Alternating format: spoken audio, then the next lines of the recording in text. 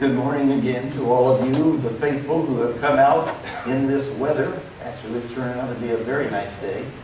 We've had some cold this week that has spiked up our shiver bones, and today seems to be beautiful outside as well as inside the kingdom of God. The message that I delivered this morning, I've entitled, "Don't Be Alarmed." So many things happen to us in this world, so many things that cause us to question and doubt and fear. The message from God is, don't be alarmed. It comes from the Gospel of Mark. It is the 13th chapter, the first 8 verses. But the message that I think we need to hear first and foremost is that Jesus, the Christ, will not leave us to fend for ourselves when we suffer the attacks of little faith. In this world, in our time, amid the quivers and quakes, you can still fulfill your calling that you have received as you go about life. The things that God calls you to do from deep inside. But always remember, we do need a survival strategy. Because the world is often difficult and challenging. It is the Gospel of Mark that we continue to follow through.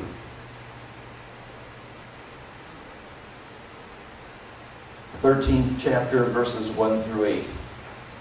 Now you understand that as this is occurring, Jesus and his disciples are in the town of the city of Jerusalem.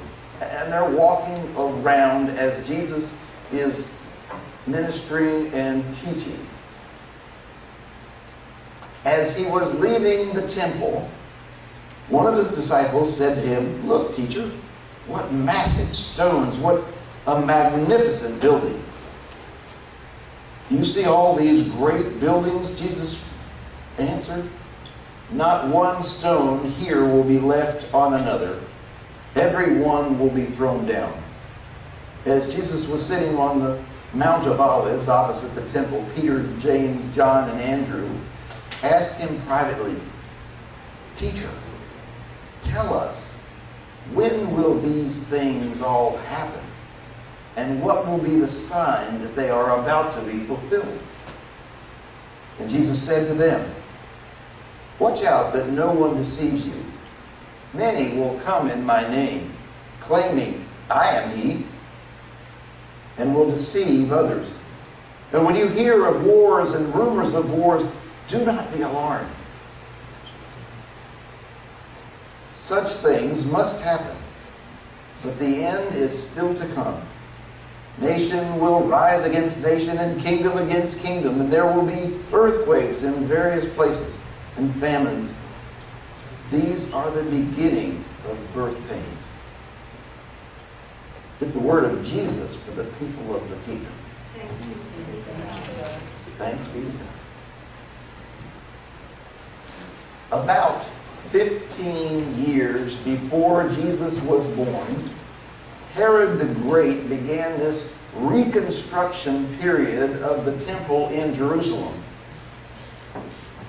That temple had been standing for more than 5 years, since about the time of Ezra. Herod's intent was not a religious intent, but more of a political appeasement to the Jews. The renovation was not completed until about 70 AD, about 64 AD, which was, 31 years after the death of Jesus. So all during the life of Jesus, the temple was in renovation. And at the time of Jesus, they were so far complete with those renovations that everyone marveled at the building itself and the proclamation to God of what a beautiful building they had created to the glory of God. But it also stood as a proclamation of the magnificence of Herod's reign. Remember, he did it to appease the Jews, not because he was making an offering to God. It was finished in 64 AD, and then by 70, in the Jewish-Roman War, Titus, son of a parent, emperor, tore it down, destroyed it in total. Now, Jesus was talking to them in his time as they were there in the city of Jerusalem, but also sitting on the Mount of Olives, which is just to the east of the city. And the mount is not a mountain as much as it is a hillside that overlooks the city. You can see all of the buildings and the workings where the temple stands to the glory of God. And in that time, that special time that he had with his students, his disciples, they talked about the glory of God, the beauty of the structures, and many other things. Portions of Jesus' prophecy have occurred, and many are still to come. We see in history things that happen that make true the prophecy of Jesus and other who have prophesied. But there are still many things to come. And we also know that there are things that God knows that we don't. When I was in the defense industry as a contract negotiator, there were things deemed to me that were important to know, but not for others. And sometimes we hear that old cliche, it's on a need-to-know basis. Have you ever been told that? You don't need to know all things now. All things. That kind of struck my curiosity. Of course, you know what happened to the cat. But it struck my curiosity to understand about knowledge. How much knowledge is there in this world? Kind of a nonsensical question if you sit back and think about it. But people from the beginning of time have tried to estimate how much knowledge there is in the world. How much do we know and how much don't we know? And there was a study in the Science Express several years ago to try to quantify how much knowledge there is in the world, how much capacity we have for understanding and retaining that and storing that. And how do we then communicate about such large numbers? So the study concluded with this statement. Humankind is able to store at least 295 exabytes. I've never even heard of an exabyte versus the things of this world. But the truth is that that's a number with 20 zeros behind it. That's a big number. How big is 20 exabytes? Well, the truth is that that's 315 times the number of grains of sand in the world. And that seems like such a large number. It seems, trying to understand, it gets bigger. It's like the first time somebody said, try this as a raw oyster. You're going to love it. I knew that was a mistake. But when I put it in my mouth, it got bigger and bigger and bigger. What do you do with that? It's a little bit like the total amount of wisdom and knowledge in our world. And if I were to say to you that all of that knowledge combined in one space is in truth only 1% of the information stored in one cell of DNA in our body. We're not capable of knowing everything. We're not intended to be capable of knowing everything. And here's the deal, for many of us, that's a relief. That may be a sign of my age or our times, because there was a time in my life when I knew everything. And then I got old enough to know I knew nothing. Sometimes ignorance is bliss, right? It comes from Mark. That makes it the gospel message for the day. And is only a small part of the things that Jesus tried to share with his disciples in their ministry and their healing and their reflection there on the Mount of Olives. But his message to them is, when you hear of wars, rumors of war, do not be alarmed. These things must take place before the end can come. We talked a little bit this morning in the learning hour about when the end was coming. It's one of those things where it's beyond our need to know. Only God knows. Jesus even said, neither I nor the angels know, only God the Father. But when earthquakes happen, recently in our own country, we see the fires of California. And for them, many are saying, this is the end times. But it's not the end times.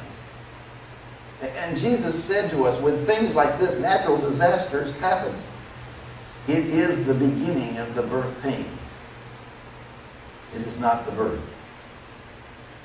According to the Gospel of Pastor Kemp, let me share something with you.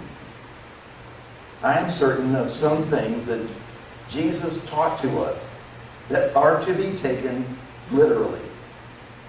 But I'm also aware that there are things that Jesus said that are intended for us to take figuratively. The destruction of the world can be understood in both ways. Our destruction, the world's destruction, are both literal and figuratively spoken.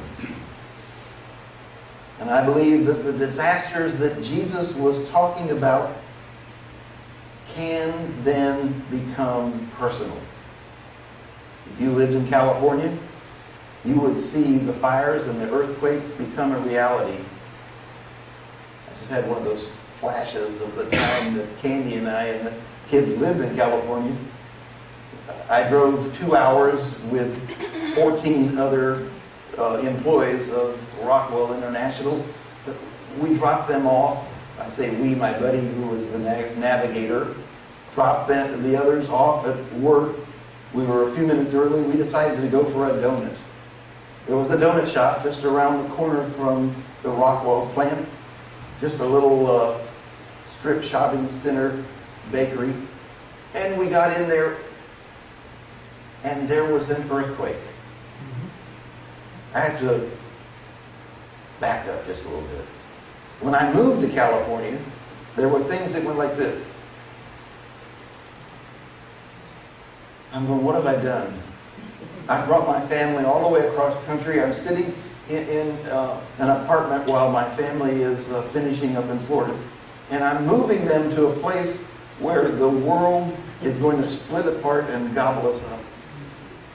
So the very next morning as I went into work and I said, what about those earthquakes? And they go, what are you talking about? I said, there were earthquakes last night. Things were shaking in my apartment. And they go, those are tremors. Those are vibrations. Those are not earthquakes. Back to the donut shop. We're standing inside. There are other customers that are before us and behind us. And two very large women who had a huge box of donuts were walking towards the door, and there was an earthquake like this. The counter shook. I looked outside, and our van was rocking like this. And the lights started to fall out of the ceiling. The two women with the great big box of donuts pinned themselves back to back in the doorway of a glass front building with an air conditioner over the door, pushing on each side, saying, the safest place is in a doorway. And everybody inside said, what about us?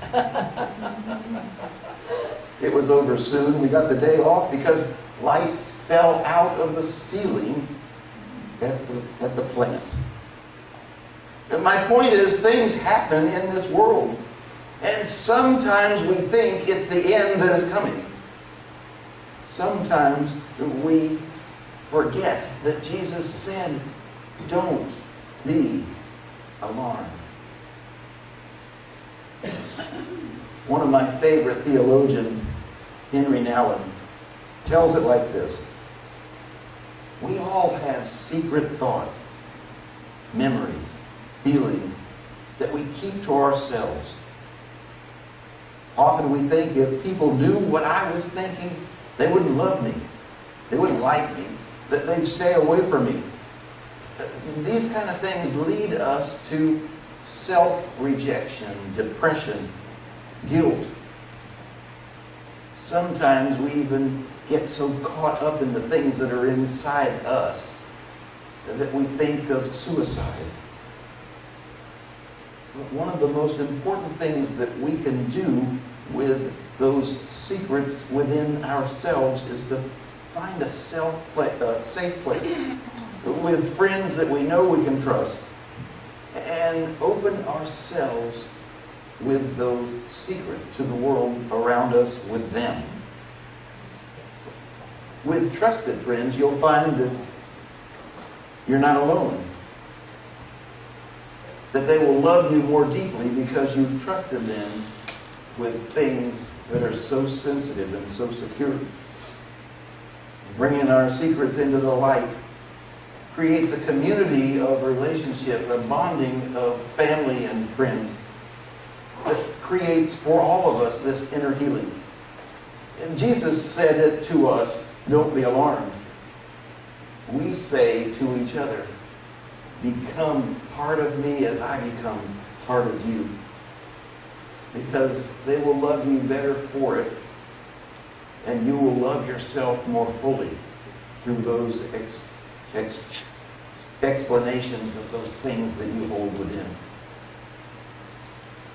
I'm thinking back now to the words of Jesus, and we need to know that when Jesus was talking about false shepherds, those are not the ones you trust to guide and direct you in your life and the steps you are about to take.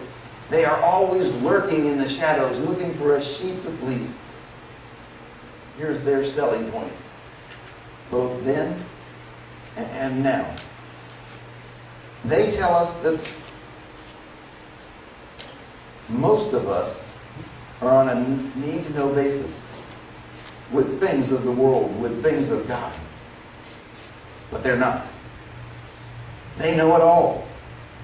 They're in God's inner circle of understanding all things. The beginning, the end, what's to come. What we need to take from the Gospel of Mark, what we need to understand from the words of Jesus, is that they do not know more about God than you do. Jesus will say later that neither he nor the angels know the exact end time. So be careful about anyone who comes to you and says, but I do. It's going to be on Thanksgiving Day. Be leery of false shepherds. You see, life doesn't keep going around and around in this endless circle. It truly is headed for a culmination point that God has decided. A point about which we know very little, but God knows all. We know that with God there was a beginning. We know that through God there will be an end. But God did not create us and the world in which we live for us to grow weaker through the consequences of our sins, because God is a God of history, a God that will wrap things up, and that's the hope that God gives to us, is that God created and God will end, and that we are loved in the time in between. And as Jesus said, don't be alarmed. Things will happen. We need to know that faithfulness to God is not about buildings or temples, regardless of their magnificence or their size. You know what? Today, that temple that they were standing next to and looking over from the Mount of Olives and admiring the magnificence, today it's a ruins and only a wall stands. What should we do? From the words of Jesus, stay calm. From the words of Pastor Kim, prepare for a time of Thanksgiving. Be here or be with your family for Thanksgiving dinner, not for the feast, but for the Thanksgiving. Oh, don't anybody forget to bring cranberry sauce. The second thing is to be alert, be watchful, be ready. Jesus' words were stay alert, stay awake. 2 Sundays from now, we will start the month of December, which this year is the beginning of the season of Advent. That is the first Sunday. It is the beginning of the new year on the Christian calendar. We'll be entering this Advent season, which, as you know, is a time of preparation to celebrate the birth of the King. The bringing of Christ into the world. And we look forward every year to that celebration of the Christ child. So we have but a month and a few days to be in preparation to change our hearts from that day-to-day demands, that we might continue in a state of awareness, a state of readiness, and that we do not face the world with alarm. Let us ask Jesus to lead us in truth, to teach us that Christ himself is the one who saves, and that it is in God whom we trust. And that is why we as the faithful wait for those things that are coming. And all the children say, Amen.